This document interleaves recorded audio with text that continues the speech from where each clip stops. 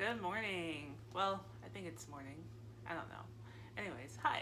It's Teacher Melanie, and today I thought I could read a story. I have The Complete Adventures of Curious George by Margaret and H.A. Ray. So this story is pretty long, so parents, go take a break, go to the bathroom by yourself, whatever, because we'll be here for a minute, all right? Curious George. This George. He lived in Africa. He was a good little monkey and always very curious. One day, George saw a man. He had on a large yellow straw hat. The man saw George too. What a nice little monkey, he thought. I would like to take him home with me. He put his hat on the ground, and of course, George was curious. He came down from the tree and looked at the large yellow hat. The hat had been on the man's head. George thought it would be nice to have it on his own head. So he picked it up and put it on.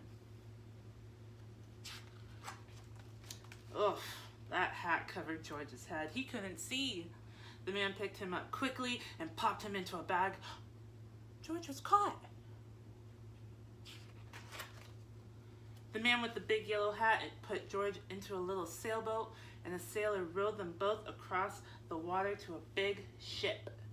George was sad, but he was still curious. On the big ship, things began to happen. The man took off the bag. George sat on a little stool, and the man said, "George, I am going to take you to a big zoo in a big city. You'll like it there. Now, run along and play, but don't get into trouble." George promised to be good. But it is easy for little monkeys to forget. On the deck, he found some seagulls.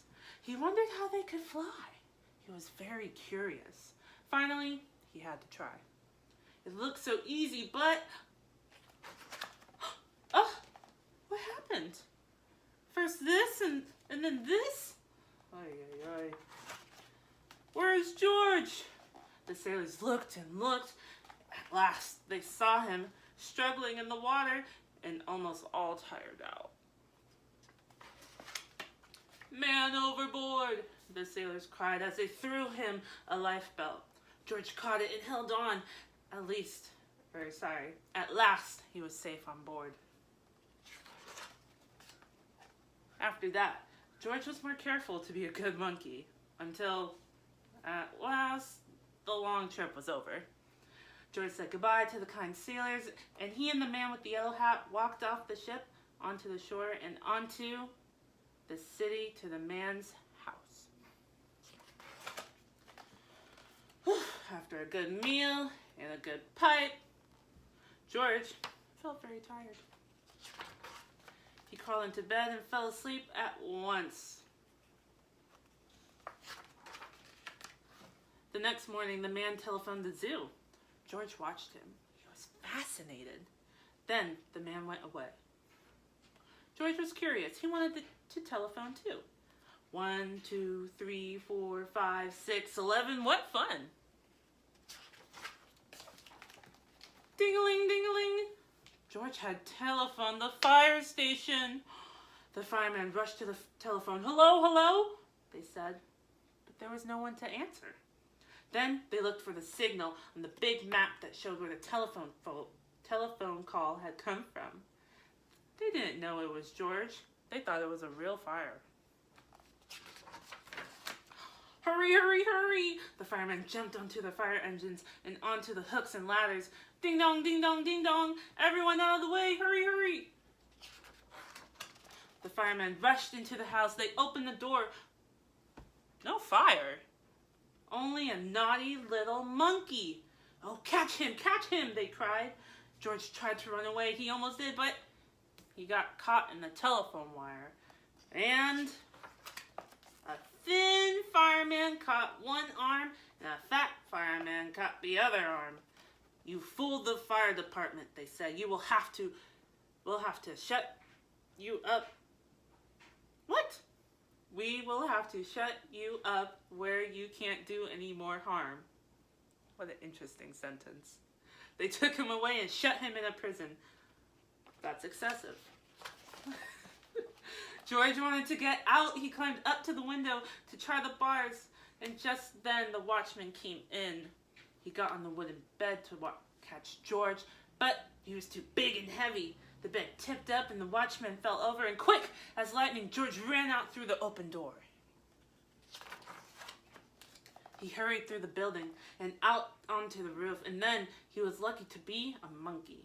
Out he walked onto the telephone wires, quickly and quietly. Over the guards' heads, George walked away. He was free! Down in the street, outside the prison wall, stood a balloon man. A little girl bought a balloon for her brother. George watched. He was curious again. He felt he must have a bright red balloon. He reached over and tried to help himself, but instead of one balloon, the whole bunch broke loose. In an instant, the wind whisked them all away, and with them went George, holding tight with both hands. Up he sailed, higher and higher. The houses looked like toy houses, and the people like dolls. George was frightened. He held on very tight. At first, the wind blew in great gusts. Then it quieted, and finally it stopped blowing altogether. George was very tired. Down, down he went, bump, onto the top of a traffic light. Everyone was surprised. The traffic got all mixed up. George didn't know what to do, and then he heard someone called, "George!" He looked down and saw his friend, the man with the big yellow hat. George was very happy. The man was very happy too. George slid down the post, and the man with the big yellow hat put him under his arm.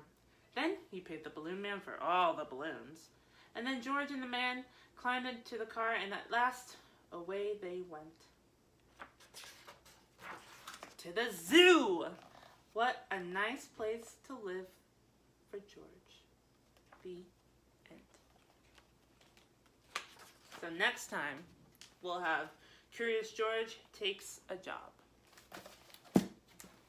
All right, my loves, I hope you have a great day.